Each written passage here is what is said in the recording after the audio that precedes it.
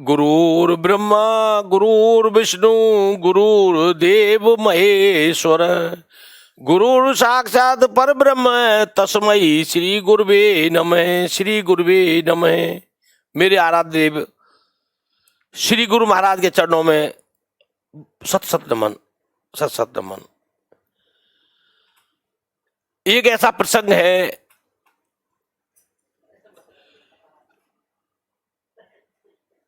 एक बार एक घर का मुखिया एक वसीयत लिख के गया, और वसीयत भी बड़ो अजीबो गरीब वसीयत लिख के गए। वसीयत में क्या था कि मेरे बड़े बेटे को 50% ये आधा हिस्सा मिले, उससे छोटी लड़की थी उसको 25 पैसे का हिस्सा मिले, और सबसे जो छोटा लड़का था उसको 20वां हिस्सा। वसीयत में लिख के चले गए। संपत्ति का पूरा पूरा उन्होंने दे दिया कि इतना इतना इनको हिस्सा मिलना चाहिए। वो चल बसे जी, चल बसे तो अंतिम संस्कार किया उनका। 12-13 दिन के बाद में गांव वाले जुड़े, उसका जो पंडित जी का पूरा वो था सब कुछ किया, ब्रह्म भोज वगैरह। क्योंकि जब कोई गुजर जाता तो उसके कुछ 10-15 दिन बाद ही आदमी सोचता कि भाई अब इनका कुछ सोचें, इनका निपटारा किया जाए। तो लगभग एक महीने के बाद में फिर बिरादरी इकट्ठी हुई। वहां के सरपंच मुखिया सब इकट्ठे हुए, गांव वाले।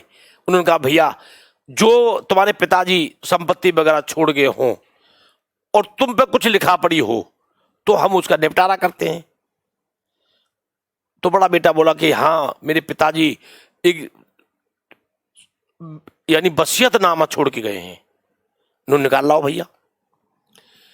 तो वसीयतनामा को निकाल के लाए।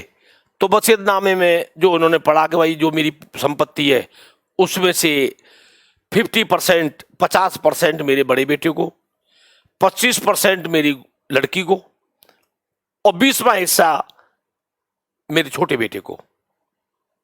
अब उनका भैया दिखाओ तुम पे संपत्ति क्या है। उनका जी घर मकान तो कुछ है नहीं, न पैसे हैं, 19 ऊंट हैं।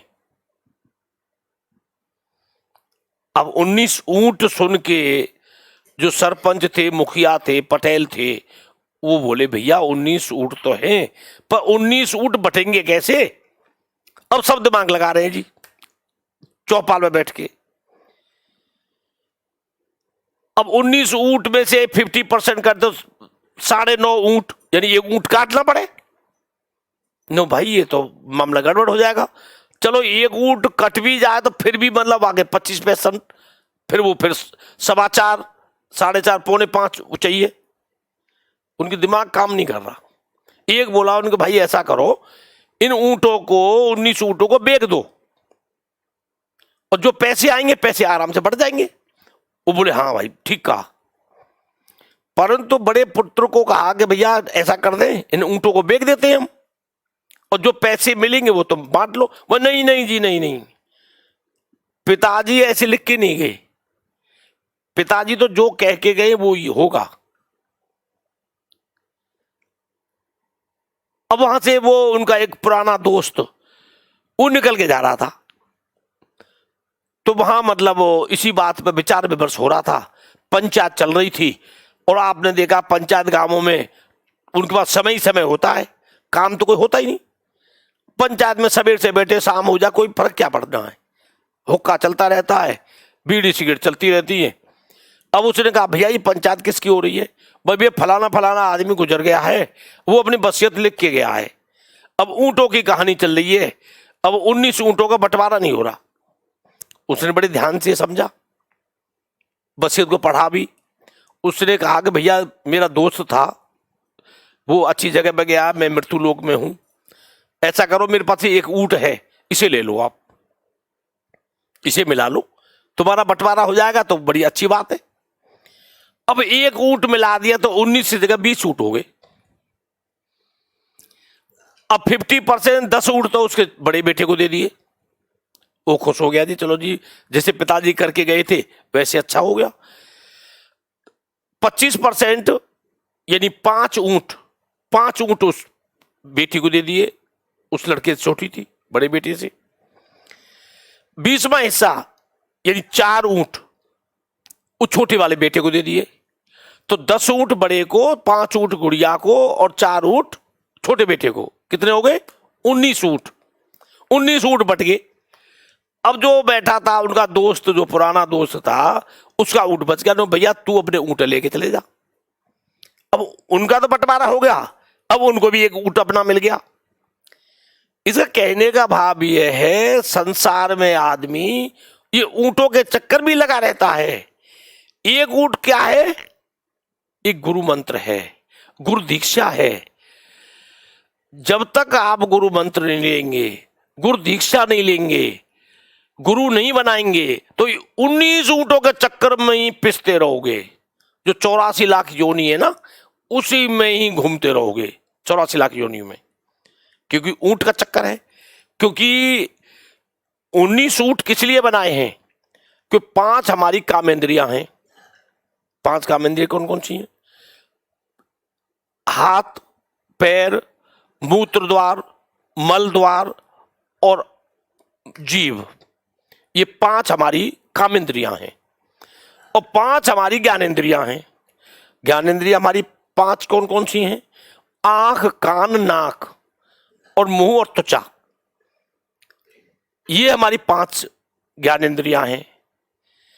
और 5 तत्व से जो हमारा शरीर बनता है, पृथ्वी, आकाश, जल, वायु, अग्नि, 5 तत्व से जो हमारा शरीर बनता है, ये होगी 15। और जो अंतःकरण है वो हमारे 4 हैं। 4 अंतःकरण, मन, बुद्धि, चित्त और अहंकार। ये बन के 19 होते हैं। और 20वां है गुरु। जब गुरु को मिला लेते हैं तो भव सागर से पार हो जाते हैं। नहीं तो 84 लाख योनि में आदमी भटकता रहता है। 84 लाख योनि को जो वर्णन किया गया है शास्त्रों में है, वो 4 श्रेणी में बांटी गई हैं। जरायुज, अंडज, स्वेदज और उदिभज। जरायुज में हमारे मनुष्य, जानवर, पशु, इनकी श्रेणी आती है। अंडज में जो अंडे से पैदा होने वाले जो प्राणी हैं, पक्षी हैं, जानवर भी कुछ होते आते हैं, तो वो अंडज में आते हैं।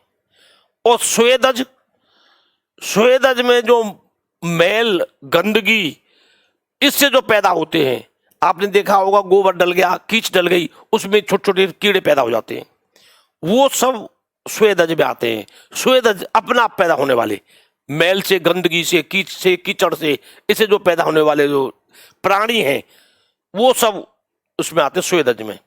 और उदिभज, उदिभज में आते हैं वनस्पतियां, पेड़ पौधे, ये सब उदिभज में आते हैं। अब ये कितनी कितनी योनि हैं, इनके भी प्रकार हैं। जो अपने जलचर हैं वो 10 लाख हैं। कीड़े मकोड़े हैं, जो कीड़े मकोड़े की वो श्रेणी आती है, वो 11 लाख है। जो वनस्पति हैं वो 20 लाख हैं। जो नभचर, नभचर में जो आते हैं वो उनकी 9 लाख है। और जो हमारे प्राणी थलचर हैं, थलचर पे जो होते हैं वो 30 लाख हैं। और जो मनुष्य की जो योनि है बहुत कम है, वो 4 लाख है। यूं करके जो 84 लाख योनियां हैं, जो आदमी गलत कर्म करता है, पाप करता है, इन योनियों में घूमता रहता है। ये शास्त्रों में कहीं नहीं लिखा। हमारे गुरु महाराज कहते थे कि मनुष्य बन के मनुष्य पैदा होगा, मनुष्य मर के मनुष्य पैदा होगा, ये कहीं नहीं लिखा। ये तो ब्रह्मा जी की विशेष कृपा होती है मनुष्य के ऊपर, जब उसके ऊपर कृपा करता है, जब मनुष्य का जन्म देता है। मनुष्य का जन्म देने के बाद मनुष्य फिर गलत काम करता है, फिर वो योनि में घूमता रहता है। सदकर्म करो, अच्छे कर्म करो, मनुष्य की योनि मिलेगी। पर तुम गलत कर्म करोगे, दूसरे का माल मारोगे, अधर्मी बनोगे, हिंसक बनोगे, दुनिया भर के मांस मीट खाओगे, शराबबाजी करोगे, रंडीबाजी करोगे, तो कहां से मनुष्य की जन्म मिलेगा? ये तो 84 लाख योनियों में घूमते रहोगे कीड़े मकोड़ों की तरह। तो इसलिए सदकर्म करो, भगवान का नाम लो, गुरु मंत्र लो, गुरु दीक्षा लो और गुरु धारण करो।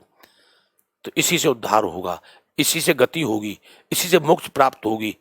और मोक्ष प्राप्त करने का एक ही उपाय है, गुरु बना करके गुरु के पद चिन्हों पर चलो। गुरु ने जो दिया है उसी का स्मरण करो, गुरु मंत्र दिया उसी को भजो, दिन रात भजो और मानवता लाओ। दुनिया के साथ में, समाज के साथ में भलाई करो, बुराई किसके साथ मत करो। जो साथ में तुम्हारे में बुराई करता है वो तुम्हारे पापों को काटता है। जो तुम किसी की भलाई करते हो उसका कुछ हिस्सा तुम्हें मिलता है, परंतु बुराई किसी की मत करो। बुराई करोगे तो उसके पाप कटेंगे, आपके पाप हिस्से में आएंगे।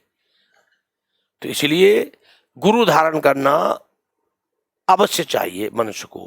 कि मानव जब योनि आती है, सबसे बुद्धिमान जो योनि है वो मानव है। मानव बन के आप दान भी कर सकते हो, भगवान का भजन भी कर सकते हो, भगवान का गुणगान भी कर सकते हो, और योनि में नहीं कर सकते। योनि सबकी है, जानवर है, पर जानवर कौन से भजन करेंगे, वो कौन से दान करेंगे, वो तो तुमसे खाएंगे ही। बेचारा जानवर को दे दिया, खा लिया, नहीं तो लट्ठ मार के भगा देते हैं। क्योंकि मानव योनि सबसे बुद्धिमान योनि है। और वही आज की डेट में उल्टे सीधे हरकत, उल्टे सीधे कर्म, हिंसक बन जाते हैं।